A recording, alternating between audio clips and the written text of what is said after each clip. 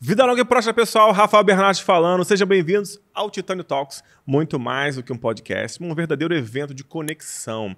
E hoje eu trouxe aqui uma pessoa que vai falar sobre LGPD, direito digital. Vem aqui, meu amigo Alexandre Fonte.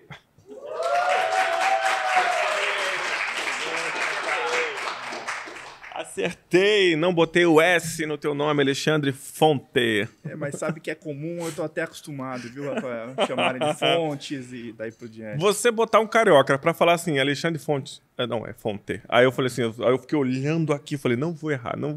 Que bom. Tudo bem? Tudo ótimo, e você? Tudo ótimo também. Legal. São Paulo, né? Paulistano da capital. Que legal. E já começamos aqui, né? Eu falei um negócio que é diferente pra mim, direito digital. Então, se você pudesse apresentar e falar um pouquinho do que é o direito digital, tá? Claro, perfeito. Bom, eu sou advogado esse ano aqui, fazendo 20 anos de formado, mas se contar o tempo de estágio aí, são quase 25 anos na área jurídica trabalhando.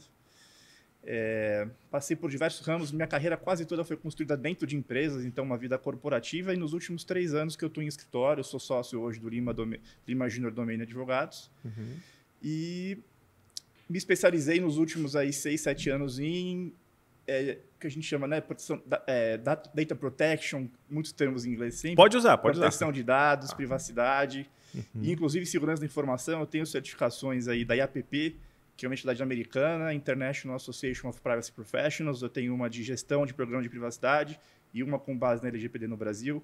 Uma certificação para atuar. Tem certificação LGPD no Brasil já? Exatamente. Uma certificação internacional, não é oficial, governamental, mas tem entidades que certificam com base no conhecimento baseado na LGPD. Então, uma dessas é uma entidade americana bastante reconhecida no mercado de tecnologia, inclusive, que é a IAPP. E esse mês, se tudo der certo, me certifico também como auditor líder da ISO 27001, Segurança da Informação. Legal. E 27701, que é a extensão dela para privacidade e gestão da informação privada, que é o nome correto dela. Legal. E o direito digital, até esse ano, vamos dizer assim, não existia nada formal. Está acontecendo no Congresso. Essa semana foi aprovado um anteprojeto, o texto base, para inclusive incluir esse termo no Código Civil. O termo direito digital, que é basicamente a modernização de entender o ramo do direito civil que atua com tecnologia. Então eu não estava tão perdido quando eu ouvi assim, eu falei, eu já sabe aquela coisa que é a palavra aqui? Eu já ouvi falar, mas não está tão firme na minha memória aqui. Então não estava tão perdido, né? Novo mesmo. Exatamente. A gente já usa esse termo há algum tempo, mas agora vai existir formalmente no direito brasileiro o ramo de direito digital incluído, né? Ainda não foi incluído. O anteprojeto vai ser discutido nas duas casas, Senado e Câmara, mas quem sabe esse ano que vem, a gente tem aí um capítulo específico tratando sobre contratos digitais e tanta assinatura eletrônica e outras questões aí formalmente na lei brasileira. Mas aí vem logo umas dúvidas assim na minha cabeça, né? Você falou assinatura eletrônica, isso não está plenamente certo? Existe uma consolidação, né? Existe uma norma, vamos dizer assim, que não chega a ser uma lei, a gente tem uma hierarquia legislativa no Brasil, né? Constituição, lei complementar, etc. A gente tem uma norma que fala sobre assinatura eletrônica, então o judiciário reconhece plenamente isso, tanto com certificado digital ou sem certificado digital. Contratos assinados digitalmente são reconhecidos pelo judiciário, mas a gente está no Brasil, infelizmente, a segurança jurídica não reina, seja, né, na esfera pública ou privada, então uma lei que estabeleça os critérios mais específicos vai ajudar bastante a gente a ter um pouco mais de certeza sobre o que a gente faz. Porque eu troquei de plataforma recentemente e a plataforma dava opção. Você quer fazer com certificado? Você quer fazer com a pessoa segurando a foto? Você quer fazer só com uma validação por e-mail? Eu falei, As formas de validação, exatamente. Mas, poxa, não tem uma regra. eu me senti inseguro quando ela me deu a opção de não ter uma validação de documento. Eu falei, Aí, sabe aquela coisa que você faz e... vamos embora, vai ser assim mesmo. Mas eu senti uma falta de padrão entre as próprias ferramentas de assinatura. Exatamente. Então, o GovBR não. O GovBR está bem bonitinho, é bem funcional, né? O GovBR, ele usa o sistema que é interpretado como certificação digital via GovBR. Então, ele é uma das formas, em tese, mais seguras de certificar que foi aquela pessoa realmente que assinou. Bem legal. Mas, se você pensar bem, a gente pensa muito em segurança no mundo digital, mas antes do mundo digital, como que a gente assinava? Assinava um papel. existia a segurança adicional de um reconhecimento de firma, que a gente equipara o reconhecimento de firma antigo no cartório, que ainda existe, mas Ainda existe? cada vez mais cai em desuso. A gente pode comparar o reconhecimento de firma em cartório com a assinatura digital com certificado. Só que se você tinha um documento assinado por uma parte sem reconhecimento e até pelo Código Civil com 2 testemunhas, valia como título executivo. Você podia cobrar aquilo da forma mais gravosa no judiciário. Então, por que uma assinatura feita sem certificado digital não seria válida? Então, são paralelos mais ou menos com isso. Então, cabe a outra parte que quer impugnar o documento comprovar, por exemplo, que não foi a pessoa que assinou. Ok. E toda essa... você falou da assinatura, tal, tem outras coisas também. Essa parte... como é que é isso do direito digital? É uma inclusão? É o quê? É o quê? É uma alteração do Código Civil. Né? Alteração do Código Isso, Civil. O Código Civil é a lei que rege a relação entre as pessoas e empresas, a relação da vida privada no Brasil. Ótimo. Entre pessoas físicas com jurídicas. Basicamente, contratos, obrigações, a parte de direito societário de empresas, que não está abrangida ali pela... A única, vamos dizer, basicamente, a única empresa que não está no Código Civil é a sociedade anônima, que tem uma lei própria.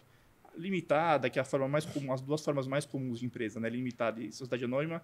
A limitada está dentro do Código Civil e a sociedade anônima tem uma lei própria para isso. Mas praticamente 90% das regras de direito privado no Brasil estão no Código Civil, que vai passar por essa alteração de ter um caderno específico ali sobre direito digital. Entendi. E você, então, está bem antenado nisso, né? Principalmente na parte de segurança dos dados. Você falou bastante de certificação sobre segurança dos dados, tem a ISO 27000 e a outra 27000, e qual é a outra? É a 27701. A família 27000 é enorme, né? Tem uma derivação enorme, mas eu estou me especializando especificamente na 27001 de gestão de sistema de segurança da informação e a 27701, que é a gestão de informação privada. Isso, a 27001 é muito requisitada para as empresas, né? Muito requisitada. Mas você sabe que, proporcionalmente, pouquíssimas empresas são certificadas, né? Muitas empresas acabam implementando processos baseados na norma da ISO. O que é muito bom, realmente. O que é muito bom e é excelente. É um dos frameworks, um dos modelos mais utilizados, implementados. Mas poucas buscam a certificação. São poucas empresas que chegam nesse nível. Tudo bem, né? Mas pelo menos a gente conversou no episódio anterior com a Vanessa e o pessoal totalmente perdido em algumas áreas, né? Sim. De tributário, tudo. Nessa área, seguindo a ISO 27001, só por seguir, por exemplo, se você desligar um funcionário, você tem que ter imediatamente como bloquear o acesso aos dados da empresa, tudo. Acesso físico e acesso lógico. Poxa, isso é legal demais, a pessoa, a empresa ter noção que isso é necessário. Isso é bacana, né? Mesmo que você não vai evoluir na certificação. Sem dúvida. Pelo menos tem um manual. Eu pedi para a Vanessa um manual, não tinha um manual. Pelo menos você está entrando no manual. Exatamente. A gente entra em esferas diferentes, né? A gente tem a esfera realmente legislativa e a esfera que a gente está falando de governança. A gente costuma chamar isso de governança digital. Como a empresa trata a informação toda dela. Informação em papel, informação física, informação digital. E o que a gente costuma dizer? A parte de proteção de dados pessoais, que é o que a LGPD trata, é a ponta do iceberg. Porque dados pessoais, obviamente, existem, são importantíssimos, só que a informação tem um volume enorme. A empresa tem um volume enorme de informações que não são dados pessoais. Tem informações de estratégia de negócio, informações de clientes, fornecedores, que podem ser pessoas jurídicas, propriedade intelectual. Isso tudo tem que ser resguardado e não apenas o dado pessoal. O dado pessoal também é muito importante, principalmente em empresas que trabalham, né, no mercado de consumidor, no varejo, com pessoa física em grande volume, ou com dados que a própria lei chama de dados sensíveis, dado de saúde, dado biométrico, que hoje muitos, reconhecimento facial, digital, que a gente usa desde abrir uma porta de casa ou celular massivamente no mundo todo, né? Então, são dados sensíveis que têm uma preocupação a mais. Só que as empresas têm que se preocupar com a governança de toda a informação dela e não só os dados pessoais, mas também o dado pessoal. Mas também, entendi. Só que essa é uma área, uma esfera, como você falou, né? Ela está sendo muito bem documentada, né? Tá bem interessante. Eu, como especialista em TI que fui, eu gosto de ter padrões, saca? Buscar o padrão, buscar informação. Existe, certo? Perfeito. Existe. E você falou em LGPD, certo? Vamos começar... eu gosto muito de puxar um assunto quando tem alguém especialista nisso, bem do básico. LGPD, Vamos ver se eu vou acertar. Lei Geral de Proteção de Dados. Perfeito. Ótimo, Perfeito. ok. LGPD no Brasil. Primeira coisa, né, porque, assim, acredite ou não, tem gente que vai falar, pensa das mais variadas formas que, existe, não existe, funciona, não funciona. Existe, mas ninguém está cobrando. Está sendo cobrada, está sendo exigida, está funcionando? Como é que está isso? No Brasil tem muito disso, lei que pega, lei que não pega. Né? É isso. E a LGPD a gente pode dizer que é a lei que pegou. Vamos fazer um histórico rápido aqui, né? O Brasil sancionou, aprovou a lei em 2018, entrou em vigor em 2020, em plena pandemia, primeiro ano de pandemia, aquele caos que estava o país. Tanto que tentaram prorrogar o início de vigência e tudo mais. O que aconteceu na prática foi que em 2020 a lei entrou em vigor, mas conseguiram suspender a aplicação de penalidades com base nela para 2021, por um ano. Então, agosto de 2020 entrou em vigor, agosto de 2021 as sanções puderam ser aplicadas pela ANPD, né, a Autoridade Nacional de Proteção de Dados, que é o órgão que regulamenta a lei, fiscaliza e tem um papel educacional também de ajudar a criar cultura de privacidade e proteção de dados no país. Mas no mundo, principalmente na Europa, já era um assunto muito mais trabalhado, uma cultura das pessoas realmente entenderem a preocupação que tem com o dado pessoal dela. A cultura é mais forte. Muito forte. Falando com as pessoas, assim, você percebe. Tem um nome, GDPR. GDPR. Ou em Portugal, RGPD. RGPD. Mas é a GDPR. GDPR. Mas é cultural. De não ter na rua esse negócio de hotspot Wi-Fi, de não pedir mais os dados, de não mandar um e-mail não solicitado. Do básico ao avançado. É muito legal, a cultura é diferente, né? A gente está falando de quase 30 anos lá que existem normas a esse respeito. Normas europeias, normas em países isoladamente, as autoridades são muito atuantes. Então, até para fazer um paralelo, né? A gente tem expectativa que o Brasil chegue nesse universo daqui X anos, que a gente não consegue precisar, mas as autoridades de proteção de dados europeias, elas fiscalizam desde as big techs, que estão sendo multadas por dezenas e centenas de milhões de euros ou de dólares, mas ela fiscaliza o restaurantezinho da esquina que criou um cartão fidelidade, como você disse, qualquer preocupação possível. Um cartão fidelidade para ganhar um sobremesa grátis assim que você juntar 5 ou 10 passagens pelo restaurante, coletou dados indevidamente, não seguiu a GDPR nos seus detalhes ali, essa empresa recebe uma multa de 1.000 euros, mas recebe uma multa. Todos são atuados por grande. Aqui no Brasil, qual é o estágio que a gente está? O Brasil acabou criando o LGPD por uma pressão internacional, pressão interna. A gente tem vários escândalos que aconteceram, né, ao redor do mundo usando dados pessoais. A gente tem dado os nossos dados, a gente costuma muito falar em treinamento nas empresas, focar muito o treinamento inicial nas pessoas e não na empresa. Se a pessoa não entender, se o colaborador, o dono da empresa não entender que o dado dele está circulando por todo lugar, que a gente carrega e compartilha dados com o celular, computador, o tempo todo com todo mundo, né? Só da gente frequentar um prédio desse, tem uma câmera em algum lugar filmando a gente, captando nossa imagem, armazenando, compartilhando, sei lá com que servidor, né? Com que nuvem por aí. Então, enquanto não tiver esse entendimento, é difícil da gente conseguir criar essa cultura e esse entendimento. Então, o primeiro passo é esse, a gente entender isso. E o Brasil demorou para chegar nesse ponto porque, assim como foi, por exemplo, com a lei de corrupção lá em 2012, quando foi criada e por diante, normalmente ocorrem pressões tanto de empresas externas como governos externos, de que se o Brasil não adequar, pode criar uma dificuldade, inclusive, para fazer negócios com empresas no Brasil. Então, o Brasil juntou uma comissão, a lei surgiu em 2018, entrou em vigor em 2020, e a NPD em si foi criada depois da lei em vigor. Então, assim, tudo no Brasil acontece, às vezes, num atropelo um pouquinho complicado, que acaba gerando insegurança jurídica sempre, né? Então, os advogados são sempre perguntados se a gente pode afirmar uma coisa pontualmente, é sempre muito difícil, porque o Brasil tem muitas variáveis que a gente tem que considerar sempre. Então, a NPD foi criada depois, que é a autoridade que administrativamente aplica as multas que estão previstas ali, que as multas podem chegar a 2% do faturamento do ano anterior ou até 50 milhões de reais. Então, multas altas. Além disso, tem algumas sanções de publicização, publicar o que a empresa fez de errado e o que ela foi sancionada. Gera um dano reputacional, um dano à imagem. Então, não é só financeiro, tem outros tipos de danos que podem causar. E a NPD foi criada depois. Só que de lá para cá, vamos dizer, nós temos aí 3 anos e pouco da NPD criada, uma entidade que foi criada pequena, pouquíssimos servidores, tem uma previsão de abrir concurso para contratar mais gente. Se a gente fizer um paralelo, A Receita Federal é enorme, existe há décadas e tem dificuldade de fiscalizar todas as empresas do Brasil, porque são muitas empresas, é um universo muito grande. Ela cria parâmetros, hoje em dia tem sistemas informatizados para isso, e a NPD é um time muito pequeno. Só que a gente já teve aí 7 organizações que foram penalizadas, e eu digo organizações porque não foram só empresas privadas. A maioria dos órgãos que foram sancionados foram entidades da administração pública, a Secretaria de Educação, a Secretaria de Saúde de alguns estados. O próprio INSS, agora em fevereiro, sofreu uma sanção, justamente por vazamento de dados, incidentes. E a primeira empresa que foi sancionada foi uma ME, uma empresa pequena, que fazia telemarketing, que além de não seguir, não ter adequação nenhuma, ela não respondeu à fiscalização.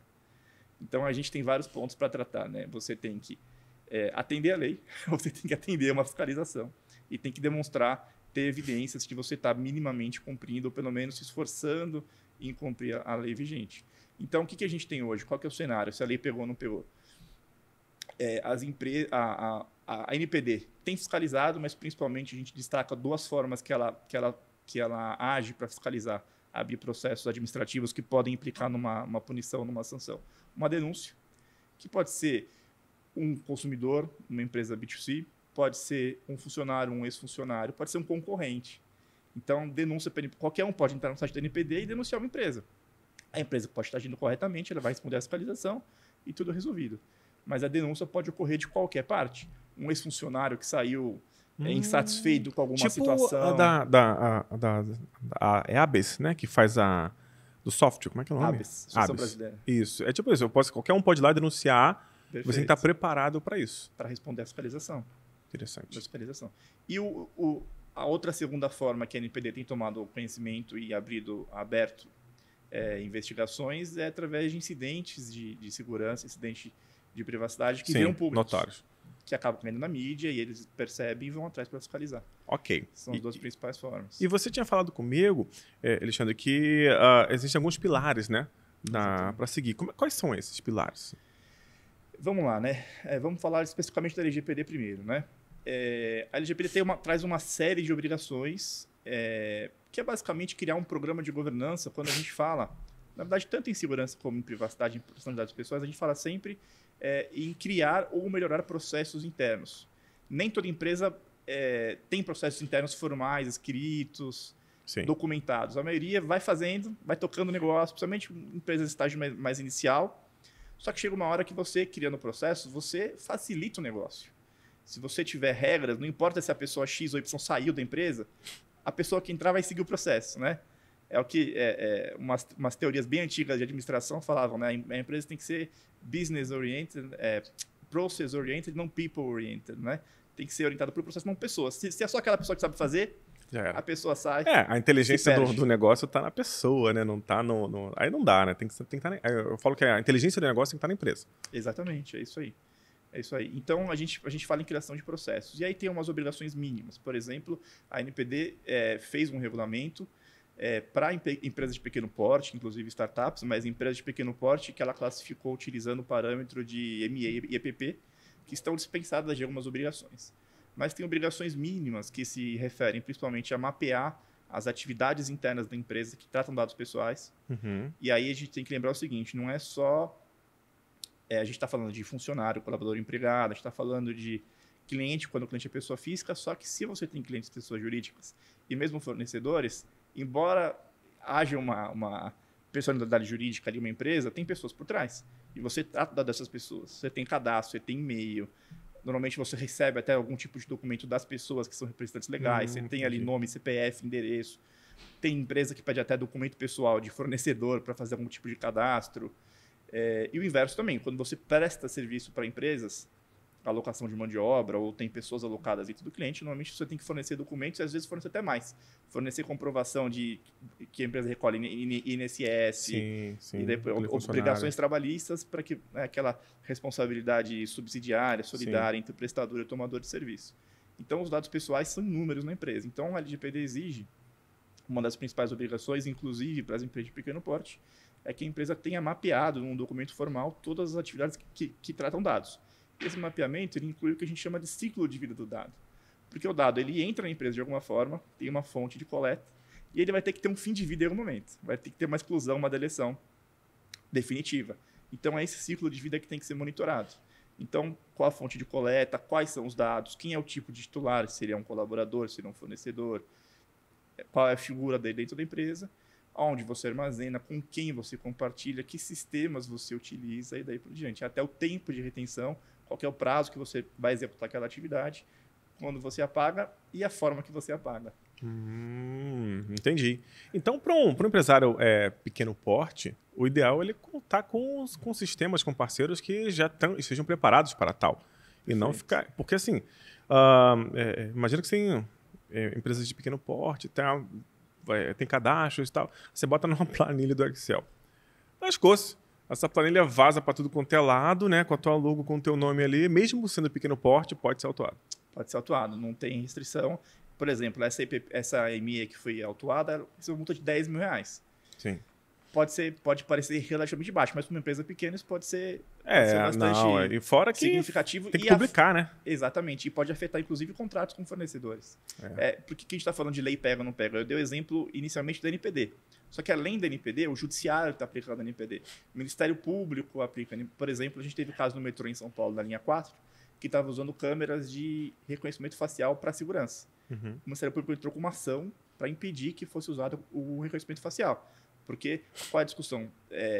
Vídeo monitoramento, ok, mas precisa chegar numa esfera de tratar um dado biométrico, que é um dado sensível para a segurança? É um nível de invasão da privacidade que faz sentido para a segurança? Ou não é necessário? Então, a gente tem Ministério Público, para empresas que trabalham com o consumidor, os PROCONs, atuando também aplicando LGPD, e a gente tem, talvez, o principal para os empresários. A gente tem o mercado regulando mais do que nunca. A gente tem os fabricantes de tecnologia, fornecedores em geral, a gente tem o cliente. Então, assim, o que a gente vê muito, né? Eu fui diretor jurídico de compliance de uma empresa de tecnologia, eu estava contando no comecinho, eu passei a maior parte da minha carreira no mundo corporativo e estou no escritório há menos tempo. Então, eu fiquei 6 anos numa empresa de tecnologia, integradora, service provider, e já naquela época, isso já fazem aí 3 anos que eu saí de lá, então há 10 anos atrás que eu entrei na empresa, né? E a gente já respondia a muitos formulários de fabricantes internacionais com due diligence, não só de corrupção, mas de segurança da informação e de privacidade, porque fora do país as leis já existiam. Então você tem que responder. Se você responde que você atende tudo e não atende, o que vai acontecer quando você recebe uma multa de R$10.000? R$10.000 pode ser pouco, só que você respondeu uma informação inverídica para o fabricante, para o fornecedor ou até para o cliente. E isso pode gerar uma quebra do contrato, uma inadimplência contratual. Então você passou a gerar uma causa até de rescisão do contrato, aplicação de multa do contrato e por diante. Talvez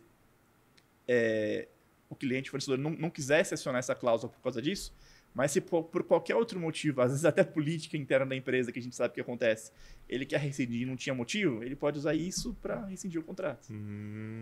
Tá, entendi. E assim, eu tenho uma dúvida, eu não sei se cabe agora, mas eu vou fazer agora, porque depois a gente volta para outro assunto. Quando você contrata aqueles sites que tem informações das pessoas, agora quem me segue deve estar assim, tem um site tal site tal, que você vai lá e você consegue o telefone, você consegue o e-mail, você consegue a academia que a pessoa frequenta, consegue tudo. É um serviço, não é seu, você está alugando aquele uso para disparar um e-mail, disparar alguma coisa e pegar aquela informação, mas você não está armazenando. Como é que fica isso? Porque está bem famoso isso agora. A gente até brinca, né, que assim, a LGPD veio muito atrasada, né, porque é uma lei totalmente necessária, né, os nossos dados estão por aí.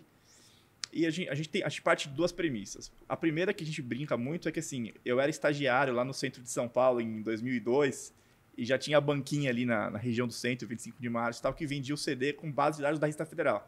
O CDzão pirata lá que já vendia dados de todo mundo. Então, o que a gente costuma brincar os dados dos brasileiros, talvez do mundo todo, mas os brasileiros estão aí publicamente disponíveis. Se você souber uma forma de acessar, talvez até na internet normal, mas Deep Web, Dark Web, então, estão mais do que disponíveis à venda ali ou até gratuitamente.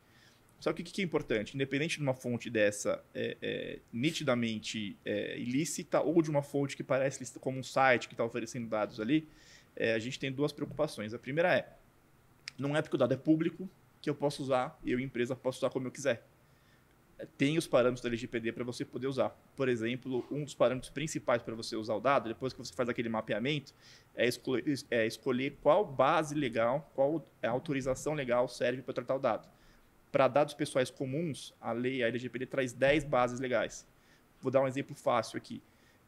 Execução de contrato com o titular.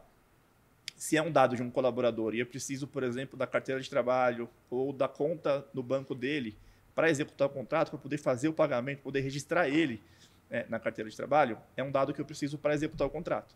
Então, entre as 10 bases legais que tem na lei, uma delas é a execução de contrato com o titular. Então, está resolvido para esses dados. Uma outra base, a mais comum para as empresas, é usar o dado pessoal para cumprimento de obrigação legal ou regulatória. Então, quando a empresa compartilha um dado com a Receita Federal ou com o E-Social, ela não faz porque ela quer. Ela faz porque a lei obriga ela a fazer. Se ela pudesse, ela nem faria isso, muito provavelmente. Então, obrigação legal e regulatória é uma outra base legal. E aí, fala-se muito em consentimento. O consentimento é uma das 10 bases legais. Assim que a lei saiu, tinha muita coisa na internet falando que a base da LGPD era o consentimento. A gente costuma dizer o contrário. O consentimento é a última base legal. Se você não conseguir enquadrar em nenhuma das outras 9, você precisa da autorização do titular, por expresso, entendendo, explicando o que vai ser feito com o dado, para que você possa seguir com aquela atividade que vai tratar dos dados pessoais. Então, ainda que o dado seja público, você precisa fazer esse mapeamento, entender qual que é a autorização legal, para saber se você... Assim, a gente sempre fala, é raro uma atividade que você não possa usar o dado. A lei não proíbe nada. A lei só fala as formas de cuidado que você vai ter. Sim. Inclusive, você tem que ter uma finalidade específica e atribuir uma base legal para aquela finalidade específica. Então, a questão é você entender quais dados você está pegando de onde. Então, a fonte ser lícita já é uma coisa importante. Se você está pegando de uma fonte que é ilícita, você já começa errado e você não vai conseguir cumprir a lei. E se é de uma fonte que parece lícita, uma outra coisa que a lei exige é que você saiba com quem você se relaciona, a gestão de terceiros. Ok. Então, e como vai usar para aquele fim? Mas assim, não fica difícil, Alexandre, você chegar naqueles sitezinhos que você faz um cadastro, bota os teus dados, aí tem aquela coisa que ninguém lê, né? Aí lá está escrito, vendi os meus dados para a eternidade de parceiros, infinidade de parceiros que essa empresa pode ter, e eu aceito receber e-mails, ligações, tudo, para infinidade, tá? Bota aqui, bota uma gotinha de sangue aqui, aí vai. Mas é isso que acontece. Mas isso é um outro fator cultural. A gente não tem costume. Não tem costume de ler termos de uso. A gente pode dizer que boa parte culpa disso também de advogado, que escreve termos de uso gigantescos e difíceis de entender, com uma linguagem cheia de juridiquês. Mas é assim que eles se defendem, né? Mas não deveria ser. Por isso que é uma questão cultural de transparência. Esse é outro ponto, né? A LGPD, a gente até brinca que 10 é o número mágico da LGPD. Tem 10, um monte de coisa. 10 bases legais, 10 direitos dos titulares de dados das pessoas para exercerem a LGPD e tem 10 princípios. Entre os 10 princípios, um é transparência e o livre acesso. Então, a organização, né? A gente costuma até não usar empresa porque a LGPD se aplica para empresas, para a igreja, para associação civis lucrativas, então a gente costuma falar organizações. Então, a organização ela tem que ser transparente, ter aviso de privacidade, mas inclusive em termos de uso, políticas de privacidade, tem que estar em termos claros, apresentando... É obrigatório ter validade dessa concessão de dados ou não é obrigatório ter validade da concessão do dado? Eu tenho uma igreja aqui, igreja e partido político é igual, né? Praticamente igual à legislação do Brasil, né? Então, eu me associei, botei lá, compartilhei meus dados para ser utilizado. Existe uma obrigatoriedade de, essa concessão é válida por tanto tempo, você tem que renovar isso com o usuário, ou não existe essa obrigatoriedade? Não necessariamente. O que é importante é que a empresa tenha dentro do mapeamento o prazo de retenção claro, e esse prazo de retenção, preferencialmente, tem que estar replicado no aviso de privacidade. Então, quando você pede esse consentimento, por exemplo, se for o caso de consentimento, deixa claro qual que é o prazo de tratamento. Eventualmente, se você tiver uma justificativa para isso, ele pode ser indeterminado. Só que qual que é a outra opção? O direito sempre de revogar o consentimento é pleno. Então, a partir do que você não quiser mais, você tem que informar a empresa e ela tem que revogar esse consentimento. E é por isso que tem várias formalidades e vários processos a serem implementados. Porque quando a base legal que você escolheu, ou que era atribuível àquela atividade, é o consentimento, a lei fala que você tem que gerir o consentimento. Você tem que ter uma ferramenta para isso também. Você pode usar um Excelzão? Pode, só que também tem tecnologias para isso hoje, plataformas para isso hoje. Porque se você escolheu o consentimento, você vai ter que registrar que a pessoa deu o consentimento, Se ela falar que não deu, como é que você prova que ela deu? Então, você tem que ter uma forma de comprovar, ter uma evidência de que ela manifestou positivamente naquele Entendi. sentido. Mas eu gostaria que fosse obrigatório ter um prazo, porque aí é mover as pessoas. Imagina se você mesmo deve ter feito, assim, você é especialista, estudou, nunca passou um negocinho de ler assim, vrau. Não, ainda passa. Não dá pra gente ser hipócrita. Então, mas Não dá imagina pra ser que hipócrita. a empresa fosse obrigatória, ó, do Alexandre aqui, agora a gente vai fazer vou passar para o parceiro, mandar e-mail para todos os advogados do Brasil que lidam com direito digital, porque tá saindo e tal. Mas a gente pediu pro Alexandre faz um ano já, tem que pedir de novo. Na segunda vez que pedirem o acesso, por e-mail, por ligação, por alguma coisa, você já ia ficar mais ligado. Já. Entendeu? Se fosse assim, ia ser tão interessante, né? Aí é uma viagem minha aqui, porque às vezes as pessoas de primeira vez elas erram, mas de segunda é difícil. Eu concordo, mas ao mesmo tempo tem o que acontece? Você pode emperrar um pouco algumas coisas Mas se a gente pensar do outro lado. mas eu quero isso, né? Eu queria que meu dado, assim, sem querer eu passei essa informação. Só que se me pedir de novo, eu não vou passar. Então, mas pensa como é que um órgão fiscalizador ou um órgão regulamentador vai conseguir pensar em todas as atividades possíveis de negócio e estabelecer prazos fixos para todas as empresas. Ou um prazo genérico para tudo. Não funcionaria. E aí entraria um pouco do que a gente reclama muito como iniciativa privada de interferência do público, né, na organização e na vida privada. Seria uma ingerência grande. Então, assim, de certa forma, ainda existe uma certa liberdade.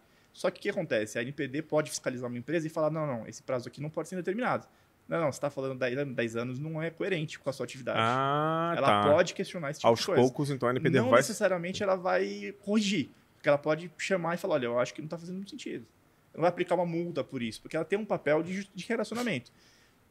Assim, a gente deve chegar nisso porque na Europa, que é o melhor modelo que a gente tem de gestão de privacidade do mundo, Estados Unidos, por exemplo, que é super avançado em tanta coisa, não existe uma lei federal.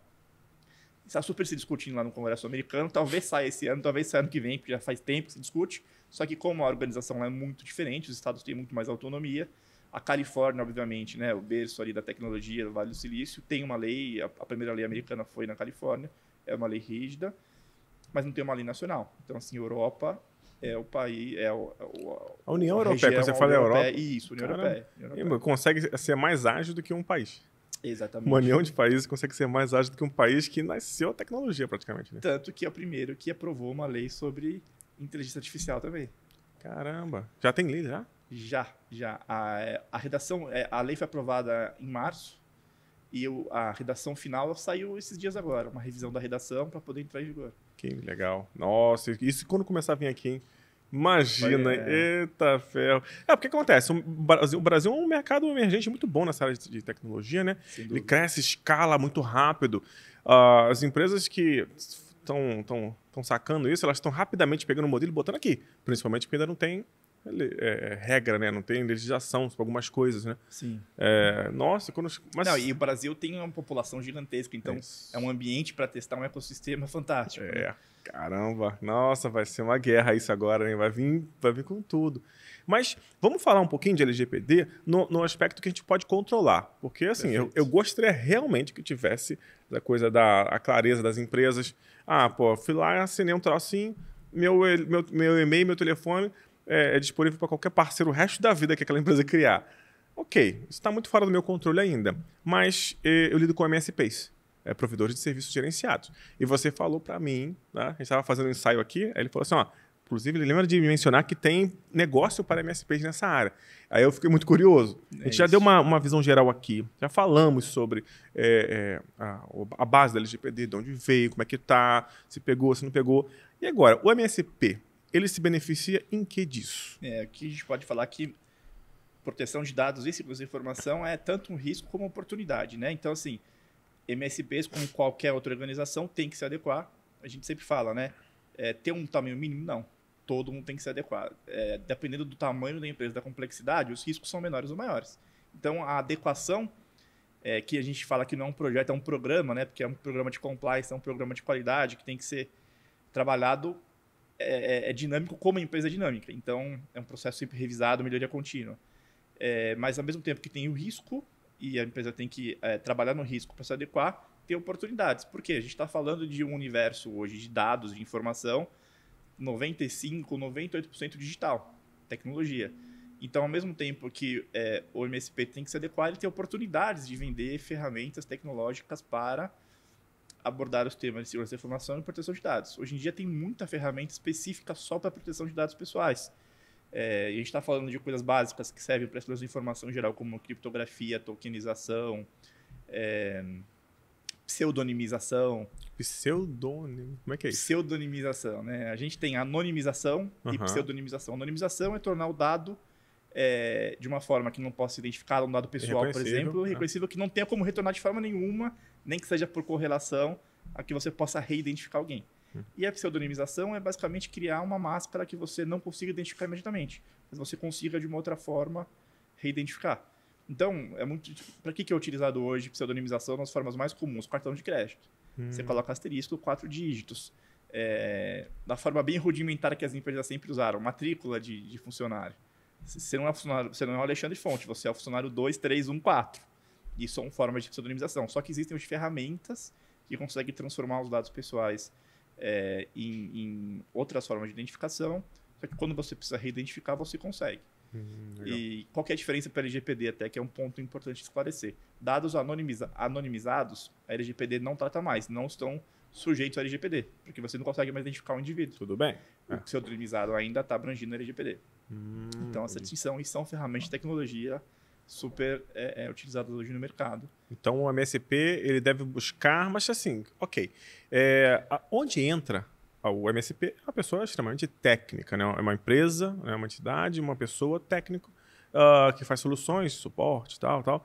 Onde entra e onde termina ele? Onde ele tem que ter um amparo de advogado, de alguém, porque entra processo, entra governança. Sim. Onde é que ele começa e onde é que ele termina? A gente só na ferramenta? A gente fala que proteção de dados é sempre uma ciência multidisciplinar. Ela não é só de advogado, ela não é só de tecnologia, de técnico. Ela realmente envolve muitas ciências diferentes, né? Então, realmente, a gente mesmo como escritório tem parceiros, empresas que a gente indica, trabalha junto e algumas vezes a gente é chamado por algumas para trabalhar nesses pontos. Então, assim, por que é importante também a empresa, o MSP, se adequar? Porque ele vai ter discurso.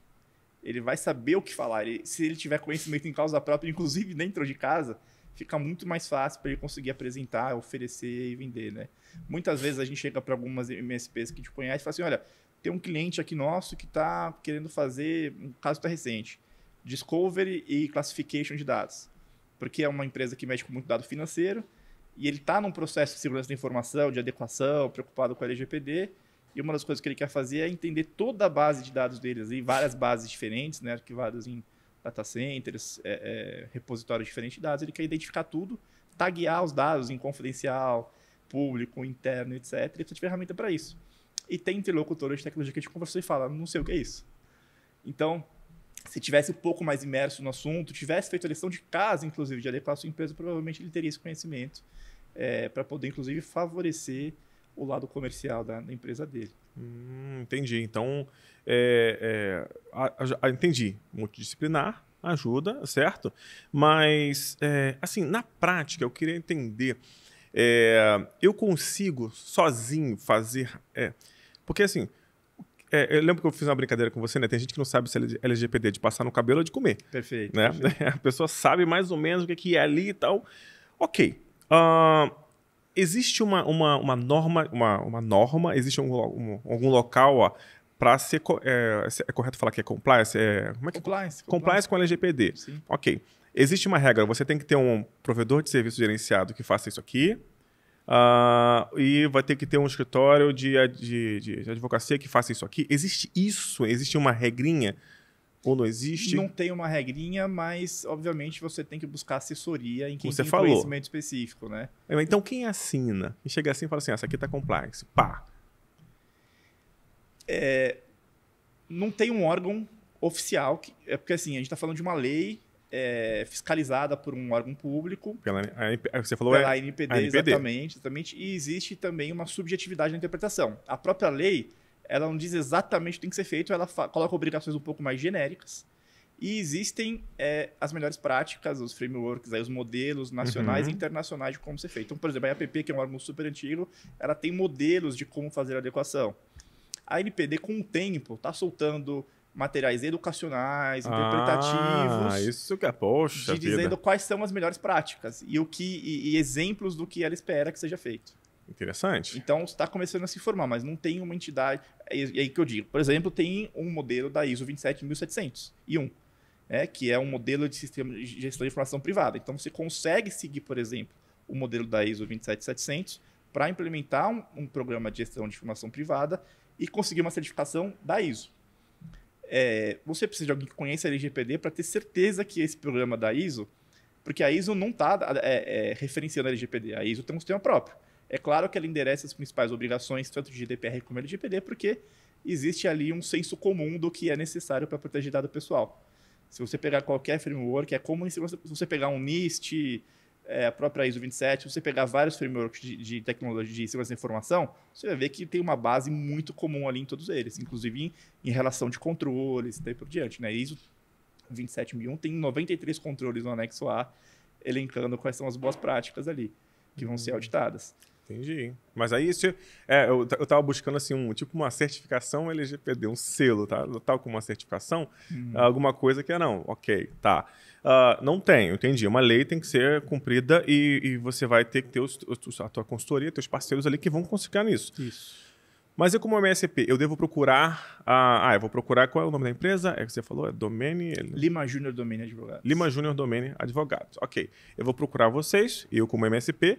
Aí, em conjunto, eu consigo atender um cliente e garantir, nunca tenho garantia 100%, né? Sim. Mas assegurar com boa previsibilidade, boa previsão, que os nossos clientes vão estar cobertos, compliance com a LGPD. Esse é o caminho. Esse é o caminho. Aqui não é só fazer uma defesa em causa própria, não. Mas o que a gente pode dizer? Nem todo escritório de advocacia está 100% preparado para atender todos os pontos. É que a gente foge um pouco da regra do advogado, a gente tira a gravata, como a gente fala, e a gente foi além de estudar, por exemplo, esses modelos de ISO, de APP e etc., para conseguir expandir um pouco o horizonte. E pela minha vivência particular no mundo de tecnologia, eu participo hoje, por exemplo, de algumas confrarias, alguns comitês de CISOs e de pessoal voltado para a tecnologia e ciência da informação, justamente para conseguir ter esse conhecimento além, esse conhecimento multidisciplinar. Então, assim, tem muito escritório, não só escritório, mas tem consultorias aí até fora do mundo jurídico oferecendo adequações. E isso acontece em todas as áreas, né? Assim como deve existir MSPs por aí que oferecem coisas meio sem saber aonde está pisando. Mas tem consultorias que oferecem de adequação que é muito restrito. Então, assim, é claro que os empresários têm que conhecer opções e se aproximar, né? O slogan muito bom daqui é justamente criar conexões, né? Realmente ter as conexões com aqueles parceiros que ele realmente confia e foi um pouco mais a fundo para saber que a pessoa tem o conhecimento naquilo que ele tá vendendo, está oferecendo. Entendi. Então, é porque eu fico na minha cabeça de empresário, né? Como é que eu vendo esse negócio de LGPD? Entendi. Eu entendi o caminho agora. Você busca um parceiro desse, né? E hoje, a sua empresa, né, que você participa, ela recebe parceiros? Então, quem aqui, o parceiro que está me ouvindo aqui, quem trouxe? Vocês foi a Stock, né? Nosso parceiro comum, isso. Eu trabalho revendendo, distribuindo soluções da Stock. Tem meu SP. Eu posso chegar até vocês trazendo para montar um esquema de parceria para atender meus clientes? Com toda certeza, com toda certeza. A gente até costuma falar que a gente não tem ninguém, a gente não tem rabo preso com ninguém, a gente não tem exclusividade com ninguém, justamente porque a gente acha que o mercado é aberto e tem oportunidade para todo mundo. Então, a gente está super aberto a parcerias e justamente por isso, porque tem momentos que o cliente precisa de uma tecnologia que a gente pode indicar e tem o inverso. Tem o cliente que tem tecnologia ou encontra tecnologia, mas precisa desse braço de processos internos, de parte corporativa ali, de realmente entender o negócio dele, ajudar a mapear, criar políticas, documentação, revisar contrato, daí por diante. Porque a gente deu exemplo de mapeamento, mas tem várias outras políticas e normas internas, procedimentos que têm que ser criados. A gente citou a gestão do consentimento, que a gente cria normalmente. Uma norma geral para a empresa saber como fazer, a gente não quer ninguém independente da gente a vida inteira. Então, a gente normalmente até implementa esses processos e ensina a pessoa a fazer, para se um dia ela quiser criar, a gente pode fazer O projeto de adequação, a gente atua como encarregado de dados externos de algum cliente. Que a lei fala que tem que criar um DPO, Data Protection Officer, de novo, mais um termo importado, e a lei chama de encarregado de dados, que a lei falava que era o representante da empresa perante a NPD e os titulares de dados. Isso é o que a lei falava. A NPD está regulamentando, saiu ano passado para consulta pública uma minuta de regulamento, explicando quais são as atribuições do DPO realmente. E as atribuições do DPO são basicamente implementar e iniciar um programa de privacidade completo, cheio ali de obrigações e responsabilidades. Então, às vezes a empresa não tem condição de criar alguém de repente para isso, a gente atua em alguns clientes como encarregado externo, em outros a gente faz adequação, em outros tem um encarregado interno, a gente assessora o encarregado interno. Então o termo DPO virou o MSP, né? Assim, ou você tem uma equipe de TI interna, uma pessoa, um gestor de TI, né? Ou você tem o MSP, que é uma empresa externa. É isso aí. Ou você tem interno, você... Pô, bem legal. Perfeito. Agora, então, assim, agora em vez de só um podcast, a gente criou realmente um negócio de conexão aqui. A pessoa que está assistindo vai ter um negócio. Ela vai acionar você, vai conversar. Pequeno porte, médio porte, grande porte. O que vocês atendem hoje com parceria de MSP? A gente atende todos os portes, diversos portes. Até porque dentro dos nossos clientes a gente tem uma abrangência muito grande. Dentro da nossa área de digital, nosso núcleo de direito digital, a gente atende startups em super early stage, ali, comecinho de atividade, que às vezes nem tem empresa constituída ainda, então a gente sai desse zero. A gente atua do outro lado da startup, com investidores também, querendo aportar, adquirir daí por diante, fazendo os primeiros investimentos, rodadas de investimento daí por diante. E a gente faz outsourcing jurídico de empresa de tecnologia e outros ramos de empresa também. Além, é claro, o escritório tem várias vertentes. Estou falando do meu núcleo ali, que eu sou sócio da área digital, mas tem uma área super forte, que foi o carro-chefe, fundador do escritório em tributário, que você já conheceu, a Vanessa Domene. Sim. Vanessa que me deu várias ideias e me deixou em pânico de vários formatos. Advogado é treinado para risco, então ele sempre aponta risco para todo lado. Né? Exatamente. A gente vive disso. Nossa mente já olha as coisas e já vê risco em tudo. Meu Deus do céu. Mas é isso. Então, assim, todos os portes, e aí tem oportunidade para todo tipo de negócio. Tem desde a empresa também que vai precisar de uma solução pequena, ou pode ser que a gente tem unicórnio cliente, né? Startups que já estão até com sede fora do Brasil. Então tem todo tipo de... vou levar a minha para vocês também. Então, vamos conversar. Poxa, acabamos de lançar... Eu nem sei se a gente fez correto. A gente lançou o CNPJ agora, tá? Já tem funcionários, estão trabalhando. E vai receber os primeiros aportes, a primeira rodada de investimento ali. Vou trazer então. Conta pra gente. Ótimo. Vai ser muito... Alexandre, pra gente terminar, eu gosto sempre de pedir uma dica de ouro, tá? A gente falou bastante de LGPD, falando também sobre direito digital. O que você colocaria assim para a pessoa que está ouvindo aqui? Assim, essa é a dica de ouro. Segue isso aqui. Se você não prestou atenção em muita coisa, isso aqui é essencial. Você precisa ver isso agora. Eu acho que o primeiro passo é realmente procurar um parceiro que confie, né? Procurar alguém que consiga dar se a pessoa nunca ouviu falar, não começou nada, vai ser difícil começar sozinho, porque a lei é lei. Então tem conceitos, tem um pouco de juridiquês que tem que ser esclarecido. Mas se a gente for falar de adequação, assim, o primeiro passo é realmente a empresa conhecer o negócio dentro do ambiente de atividade que lida com dado pessoal. Então, o mapeamento é sempre o primeiro passo a ser tomado. Mas se a empresa não souber como fazer, ela vai ter que ter um parceiro de confiança para seguir com ela, né? Desde o primeiro caminho. Muito bom, muito bom. E como é que a gente faz para entrar em contato? Bom, dá para mim, Alexandre Fonte é meu nome que está tanto em LinkedIn, Instagram, redes sociais. E o escritório também Lima Júnior Domene tem perfil em todas as redes, e o site limajunior.com.br. Ótimo. Deixa eu pedir para minha equipe colocar embaixo no episódio. Perfeito, ótimo, obrigado. Pessoal, então, tô terminando aqui mais um episódio da nossa 7ª temporada, né? Obrigado, Alexandre.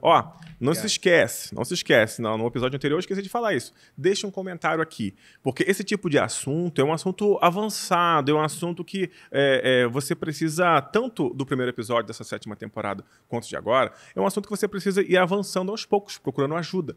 Trouxemos aqui nosso parceiro, os canais de comunicação vão estar aqui embaixo para você poder entrar em contato. Deixa seu comentário, deixa seu like nesse vídeo. Obrigado, Alexandre. Obrigado a você, Rafael.